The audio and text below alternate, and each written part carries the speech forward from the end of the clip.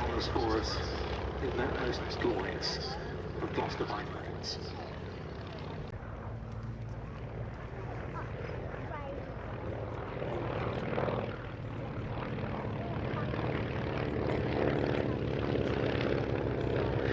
First flew in November 1932. Now, if you consider that the house in the States at the time cost somewhere around $6,000, this aircraft was not cheap. The base model cost $14,000.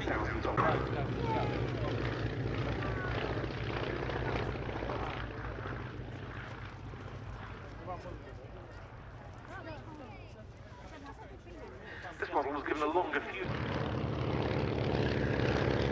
And in parallel with the missions flown by the Lockheed 12 that we saw in the programme earlier, that Staggerwing flew several very operational sorties, including one by Bob Niven, Sidney Cotton's regular co-pilot in the Lockheed, which photographed several German ships in the Schillig Roads off Wilhelmshaven just prior to the outbreak of hostilities. It was a rather unlikely reconnaissance aircraft in some respects, but the images captured on that occasion really were very useful indeed.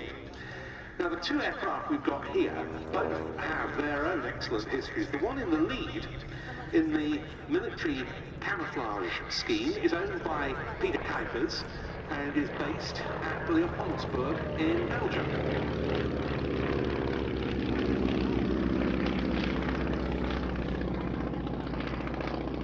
It was produced for the US Army.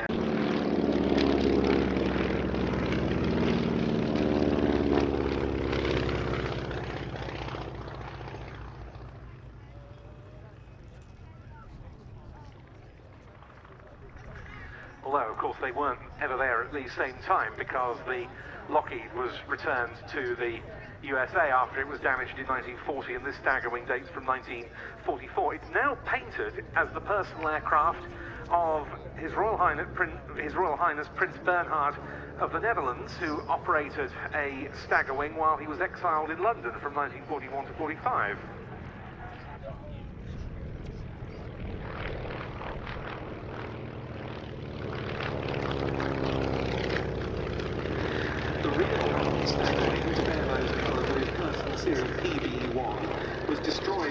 During the Luftwaffe's Operation Bodenplatte raid on Airfield near Brussels on the 1st of January 1945.